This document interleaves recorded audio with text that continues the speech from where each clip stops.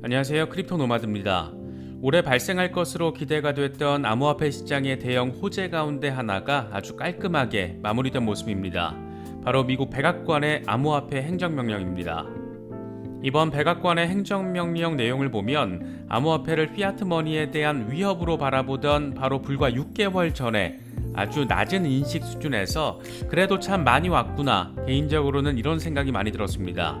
미국 정부가 스테이블 코인을 겨냥하면서 암호화폐 달러 패권 도전 가만두지 않겠다 있다고 말을 했던 게 불과 작년 여름이었는데, 혁신과 가능성에 초점을 맞춰서 산업을 육성하고 달러 CBDC 개발까지 대통령이 명령한 것을 보면 조금은 늦은 감도 있지만 그래도 다행이다, 이런 느낌을 감추긴 어려운 것 같습니다.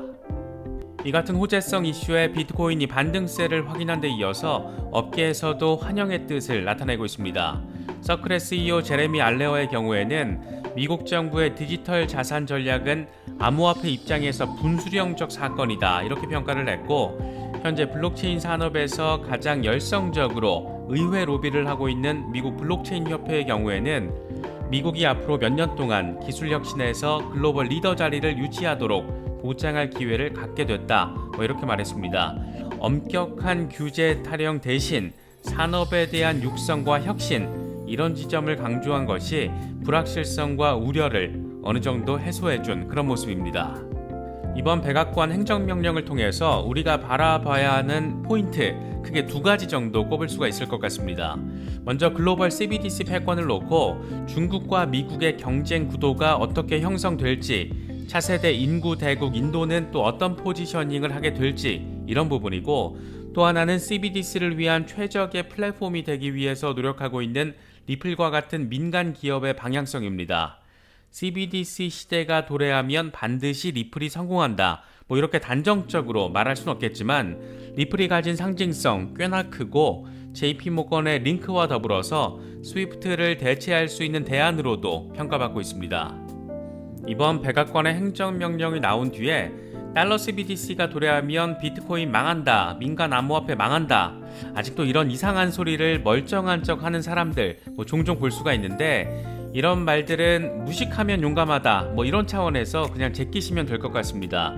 블록체인 화폐 혁명의 관점은 중앙은행 CBDC와 민간 암호화폐, 이렇게 투 트랙으로 진행되는 관점으로 바라보는 게 훨씬 더 적절하기 때문인데, 한쪽으로 치우쳐져서 편협한 관점을 가지다 보면 저런 식의 평가가 가능하고 산업 자체를 제대로 브로드하게 바라보는 것 자체가 불가능한 것 같습니다. 이번 백악관의 행정명령을 놓고 미국 암호화폐 업계에서 분수령적 사건이다, 이렇게 평가를 하는 것은 다 그럴 만한 이유가 있는 건데, 아무래도 아직 암호화폐 산업이 신생산업에 해당하고 완벽한 제도화가 이루어지기 직전이다 보니까 이상한 소리를 하는 경우 여전히 있는 것이 아닐까, 그런 생각이 들기도 합니다. 그래서 이번 영상에서는 이번 백악관 행정명령이 가진 의미와 더불어서 CBDC를 중심으로 한 블록체인 통합회권 시대를 어떻게 바라보면 될지, 이런 이상한 상황에서 왜 자꾸 사람들은 리플 하면서 기대감을 이야기하는 건지, 이런 부분들을 최대한 드라이하게 객관적으로 짚어보도록 하겠습니다. 본격적인 시작에 앞서서 좋아요와 구독, 또 알림 설정을 꼭 부탁드리겠습니다. 영상 제작에 아주 큰 도움 된다는 말씀 함께 드립니다. 그럼 시작하겠습니다. 지난해 7월 제닛 옐런 미국 재무장관은 스테이블 코인 규제 필요성을 강조하면서 정책 마련이 시급하다, 몇 달 안에 권고안을 발표할 예정이다, 이 같은 입장을 밝혔습니다. 이후 유력 언론이라고 불리는 레거시 미디어들을 중심으로 스테이블 코인의 잠재적인 위험성, 암호화폐의 불안정성, 이런 것들이 집중적으로 조명이 됐고, 심지어 국가안보에 위험성이 있다, 이런 얘기들도 엄청 많이 나왔었습니다. 제롬 파월 연준 의장 역시 당시에 미국 정부의 디지털 화폐가 있다면 더 이상 스테이블 코인이나 암호화폐는 필요하지 않을 것이다, 미국은 전통적으로 화폐가 매우 안전한 자산으로 뒷받침돼야 한다, 스테이블 코인은 그런 규제가 없다, 결제 세계에서 이게 중요한 위치를 차지하고 있다라면 적절한 규제 조치가 필요할 것이다, 이렇게 부정적인 톤으로 입장을 내놔서 시장을 흔들기도 했습니다. 오죽했으면 당시 CNBC에서 왜 연준은 암호화폐 중에서도 특히 스테이블 코인을 싫어할까, 이런 제목의 기사를 내놓기도 했습니다. 물론 대부분의 정치인들이 그렇듯이 시류에 맞춰서 누군가는 급격한 말 바꾸기, 또 다른 누군가는 서서히 말 바꾸기, 이런 모습을 이번에도 확인할 수가 있었습니다. 먼저 제롬 파월 의장의 경우에는 지난 1월 CBDC 연구 보고서를 발표하기 직전에 중앙은행 디지털 화폐와 스테이블 코인의 공존이 가능하다, 이렇게 전폭적인 입장 변화를 선보였습니다. 규제가 잘 이뤄지는 민간 스테이블 코인은 연준이 디지털 달러를 발행하더라도 공존하는 데 문제가 없다, 이렇게 밝혔던 겁니다.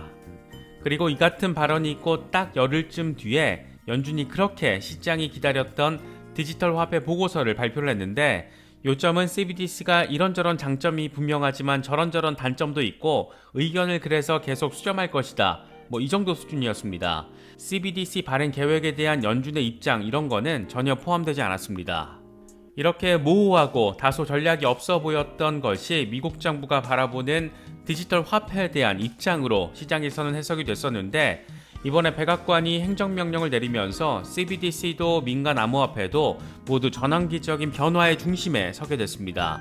이번 행정명령과 관련해서 백악관 관계자들은 비트코인을 비롯한 민간 암호화폐가 폭발적으로 성장하는 가운데 미국 CBDC 연구 개발에 긴급성을 부여하면서 CBDC의 편익과 잠재적인 위험을 연구할 방침이다, 이렇게 밝혔습니다. 이번 행정명령의 핵심은 소비자 보호, 금융 수용성, 불법 활동 활용 가능성, 이런 것들을 꼽을 수가 있는데, 이 같은 부분에 초점을 맞춰서 CBDC 검토가 이제 공식적으로 이루어지게 된다라고 볼 수 있습니다. 이에 따라서 미국 의회는 CBDC 출범을 승인해야 하는지 여부에 대해서 법무부에 조사를 요청하게 되고, 이후에 미국 연준이 주도하는 미국 달러 CBDC 출시, 공식적으로 검토하는 작업에 착수하게 됩니다. 대통령 행정명령에 따라서 법률 정비가 우선적으로 이뤄지게 되고 실무 작업은 연준이 담당하게 되는 절차로 이뤄지게 되는 겁니다.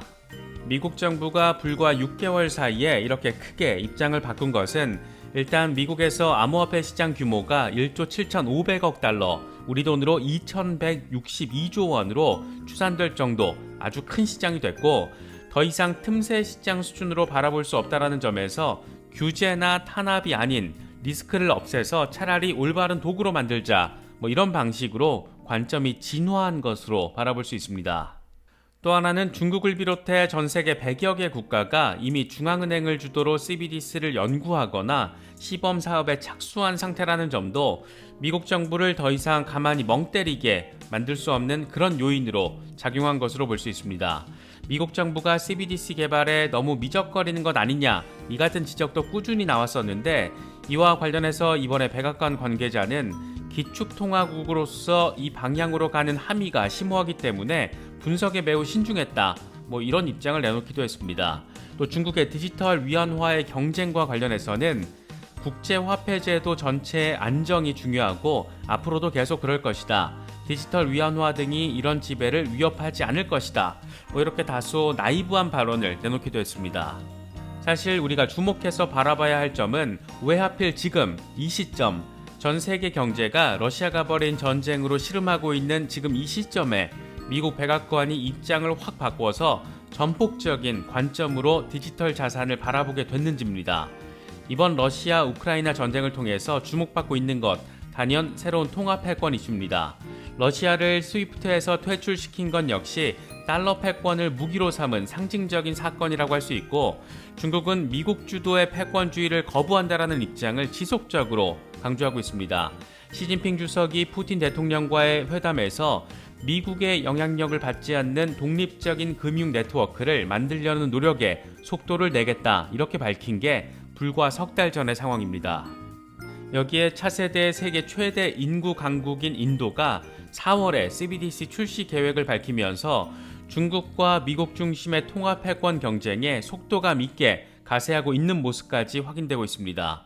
러시아와 중국이 전면전에 나선 상태에서 인도까지 통합 패권 경쟁에 끼어들면서 미국 입장에서는 더 이상 가만히 있다가는 바보 소리 듣기 딱 좋은 그런 프레임이 미국 밖에서 아주 구체적이고 적극적으로 형성돼 버린 그런 상황입니다.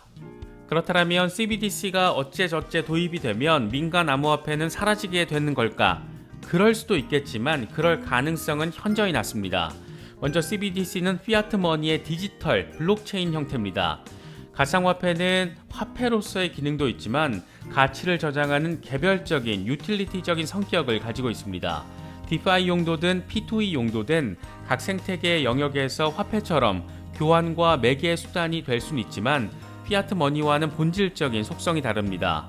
물론 법정 화폐가 될 수도 있습니다. 하지만 엘살바도르의 경우에도 비트코인이 기존 법정 화폐를 아예 100% 대체하는 게 아니라 보완하는 성격으로 활용되고 있습니다. 단순화시키면 CBDC는 피아트 머니의 블록체인 기반 디지털 형태이고 크립토커런시는 산업의 관점에서 바라봐야 하는 유틸리티적인 상품의 특성이 매우 강합니다.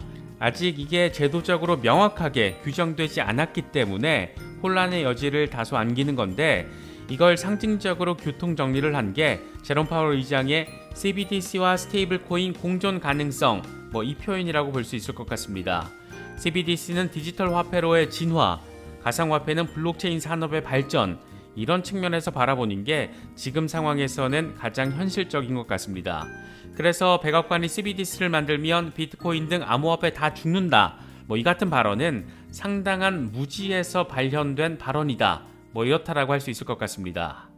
여기서 우리가 또 한 가지 관심 가질 만한 부분은 리플을 비롯한 민간 영역에 자리한 국경 간 송금 블록체인 플랫폼입니다. 전 세계 각국에서 CBDC가 만들어지면 이걸 블록체인 공간에서 자유롭게 돌아다닐 수 있는 그런 공간이 필요한데 지금의 스위프트 같은 역할을 하는 시스템망이 있어야 하는 겁니다. 그리고 이 공간으로 가장 대표적으로 거론되고 있는 게 바로 리플 프로젝트입니다. 물론 꼭 리플이 CBDC 시대의 스위프트를 완전히 대체할 것이다, 이렇게 말할 수는 당연히 없습니다. 스텔라 루멘이 될 수도 있고 JP모건의 링크가 될 수도 있고 또 아니면 새롭게 출시가 될 어떤 굉장히 혁신적인 국경 간 송금 블록체인 플랫폼이 될 수도 있을 겁니다. 다만 리플의 경우 유독 자주 거론되고 있는 것은 글로벌 거대 자본과의 연계성과 더불어서 실질적으로 각국 CBDC 개발에 직접 관여를 하고 있습니다. 또 미국 의회 조사국조차도 리플과 링크 같은 국경 간 송금 시스템이 현행 스위프트의 대안이 될 수 있다, 이렇게 분석을 하기도 했습니다.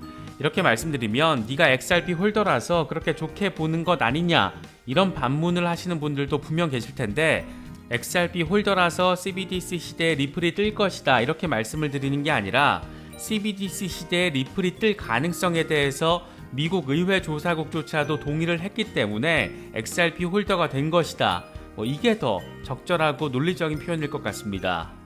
말이 나온 김에 JP모건의 링크에 대해서도 간단히 짚어보면 JP모건은 회장이 연일 암호화폐 비판에 여념이 없지만 참으로도 이율배반적이게도 이 회사는 세계 투자은행들 가운데 독보적일 정도로 블록체인 친화적인 성격을 가진 곳입니다. 이미 지난 2017년에 국경 간 송금을 목적으로 하는 은행 간 정보 네트워크 IIN을 런칭했고 이게 2020년 10월에 링크로 리브랜딩 됐습니다.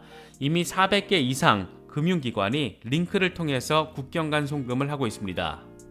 JP모건 내부적으로 발생하는 국경 간 송금의 규모가 워낙 크니까 아예 자체 블록체인 플랫폼을 만들어버린 건데 이 역시 CBDC 시대가 도래하면 리플 못지않은 관심의 대상이 될 가능성도 충분히 존재합니다. 국경 간 송금의 국제표준인 ISO 20022에는 블록체인 기업으로서는 리플이 유일하게 들어가 있고 JP모건, 또 비자, 마스터카드 이런 기업들이 공식 멤버로 함께 포함되어 있습니다. 올해 국가적으로 벌어질 수 있는 암호화폐 관련 이슈로는 이제 인도가 언제쯤 암호화폐 합법화를 공식화하느냐, 또 지방정부를 중심으로 사실상 비트코인 채굴을 허용하는 스탠스를 보이기 시작한 중국이 과연 비트코인 등 민간 암호화폐에 대해서 어떤 입장 변화를 언제쯤 내보이느냐, 이런 점들이 꽤나 의미 있는 호재가 될 수도 있지 않을까 생각이 됩니다. 특히 중국의 경우에는 지방정부에서 채굴과 관련해 전향적인 입장을 보인 것이 잇따라서 확인되고 있는 만큼 나름 기대를 가져보기에 충분한 제반적인 상황이 조성된 것이 아닐까, 그런 생각이 들기도 합니다. 베리 실버트 같은 업계 거물들도 비슷한 전망을 잊을만 하면 한 번씩 내놓고 있는 만큼 이런 부분들도 참고하실 수 있으면 좋을 것 같습니다. 이번에 준비한 영상은 여기까지입니다. 영상이 도움이 되셨다면 좋아요와 구독 또 알림 설정을 꼭 부탁드리겠습니다. 영상 제작에 아주 큰 도움 된다는 말씀 함께 드립니다. 언제나 성토하시기를 기원하겠습니다. 시청해주셔서 감사합니다. 지금까지 크립토 노마디였습니다.